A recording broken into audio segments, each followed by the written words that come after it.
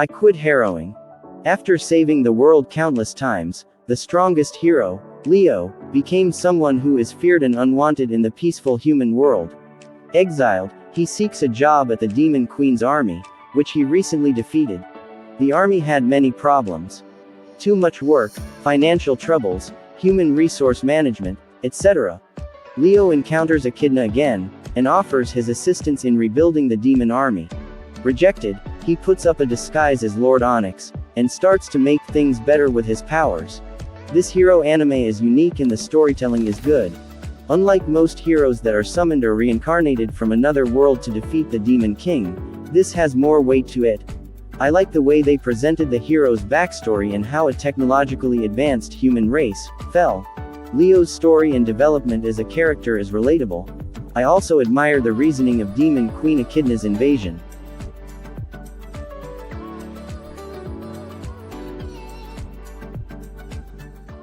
Vermeil in Gold. Alto Goldfield, a diligent student at the Ortigia Academy of Magic, aspires to become a powerful sorcerer. But he is unable to become one. Despite his excellent grades and strong commitment to his studies, he fails his summoning class.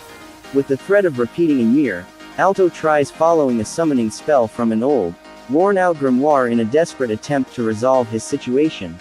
To his surprise, he succeeds and summons a powerful demon named Vermeil. As a sign of gratitude for releasing her, Vermeil agrees to become Alto's familiar, sealing their relationship with a deep kiss. Little does Alto know what else he is capable of, and what Vermeil's past hides. He also have his childhood friend who likes him and is jealous of Vermeil. This anime has comedy, romance, ecchi and more. The maid I hired recently is mysterious. Imagine, one day a beautiful maid suddenly shows up at your house to work for you for free. Lilith has recently been accepted to care for Yuri, who lost his parents in an accident. However, Yuri's skepticism of her every action keeps him on edge, as he suspects devious mischief being plotted by his maid. Despite his paranoia, Lilith grows fond of Yuri, and often teases him as a way to further their bonding. Most of her teasing backfired, making her blush.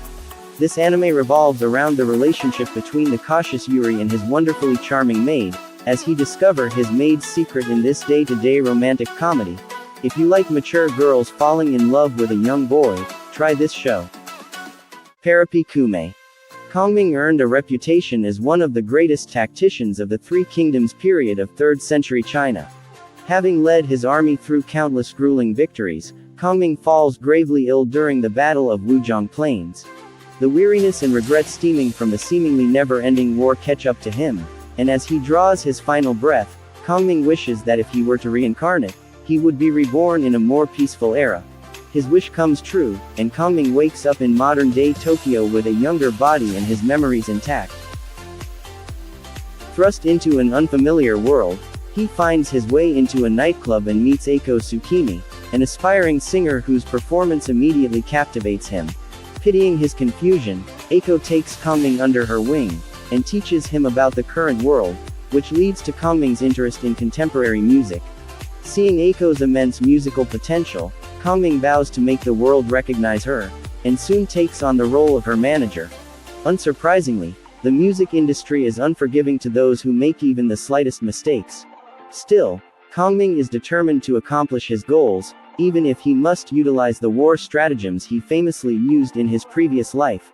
This is the second idol show that was able to hook me, like Zombieland Saga, Call of the Night. Would you fall in love with a vampire to be one? Ko Yamori seems like a typical middle school student on the surface. Relatively good at studies and amiable with his classmates. He puts a lot of effort into maintaining this facade.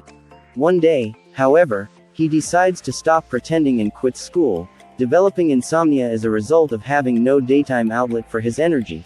When taking walks alone at night, he feels marginally better.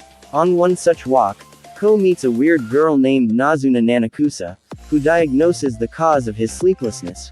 She says that he won't be able to sleep unless he is satisfied with how he spends his day. Nazuna invites him back to her apartment to share her futon. After a while, he was asleep. Unaware, Nazuna leans over him, and bites his neck. I like this anime, one of my favorites this year. I like the romance between Ko and Nazuna. The other girls are also likable. The first anime that I've watched that shows nightlife in a different light. If you are a fan of romance comedy, this is the best.